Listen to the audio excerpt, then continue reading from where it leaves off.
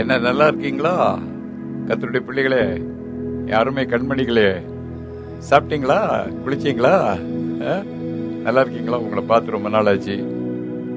அது எனக்கு ரொம்ப வேதனை. உங்களையும் பார்க்க முடியல, நீங்க என்னையும் பார்க்க முடியல. இப்படி ஒரு காலத்துல நான் சொன்னேன், வசனம் கிடைக்க கூடாது, பஞ்சகாலம் வரப்போகுதுன்னு நான் தீர்க்க தரிசனமா சொல்லிக்கிட்டே இருந்தேன். நீங்க எங்க நம்பினீங்க? நீங்க ஏதோ வழக்கமா சொல்றாரு அப்படின்னு நினைச்சுக்கிட்டீங்க. ஆனா இப்ப அதே எப்படி நடந்திருக்கு பாத்தீங்களா? கர்த்தருடைய வார்த்தை அப்படி நடக்குது. அதனால கொஞ்சம் நீங்க இப்படி இருக்கும் பொழுதுதான் உங்களுக்கு வசனத்தின் மேல, சபையின் மேல ஒரு அன்பு வரும். கர்த்தர் உங்களை ஆசீர்வதிப்பாரு. கடந்த நாட்கள்ல நல்லா இருந்திருப்பீங்க நான் நினைக்கிறேன். உங்களை எந்த வியாதியும் தொட்டிருக்காது. உங்களுக்காக நான் ஜெபிச்சுக்கிட்டு இருக்கிறேன். உங்க குடும்பத்துக்காக ஜெபிக்கிறேன், உங்க பிள்ளைகளுக்காக ஜெபிக்கிறேன், உங்க மனைவி புருஷன்மாருக்காக ஜெபிக்கிறேன். கர்த்தர் உங்களை நிச்சயம் ஆசீர்வதிப்பார். கர்த்தருடைய வேலி, கர்த்தருடைய ரத்தம் உங்க குடும்பத்தை சுற்றிலும் தங்கி இருக்கும். ஆமென், அல்லேலூயா. நீங்க போற வர இடங்கள்லாம் கர்த்தருடைய பாதுகாவல் இருக்கும், கண்டிப்பா இருக்கும்.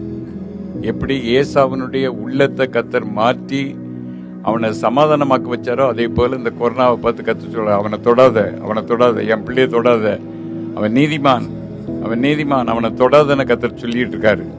அதனாலதான் இந்த வியாதி, இந்த வேதனை, வறுமை உங்களை தொடாம இருக்குது. அதனால கர்த்தருக்கு நன்றி செலுத்துங்க. ஜெபத்தை விட்டுறாதீங்க, துதியை விட்டுறாதீங்க, கர்த்தருக்கு பயப்படுதலை விட்டுறாதீங்க.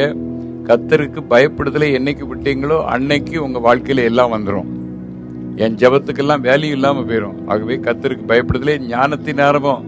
அந்த ஞானத்தை நீங்க விட்டுறாங்க. கர்த்தர் உங்களை ஆசீர்வதிப்பார். கர்த்தர் எல்லாரையும் உங்களை ஆசீர்வதிப்பார். உங்க குடும்பத்தை ஆசீர்வதிப்பார். உங்களுடைய பிள்ளைகளை ஆசீர்வதிப்பாரு.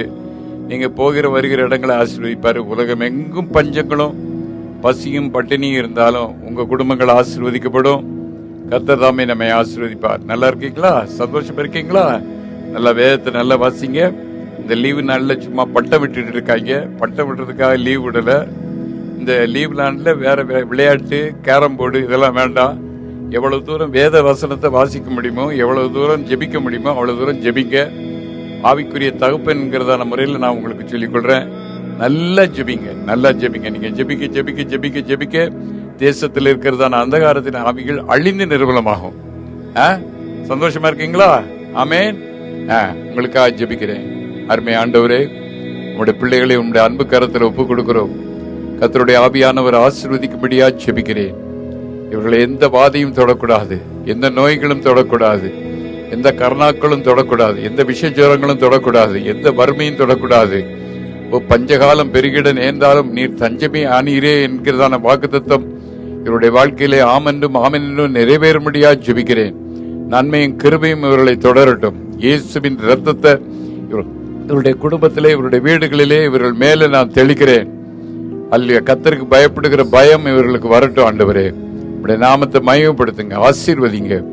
இயேசுவின் மூலமாய் கேட்டுக்கொள்கிறோம் ஜீவனுள்ள பிதாவே, ஆமென்.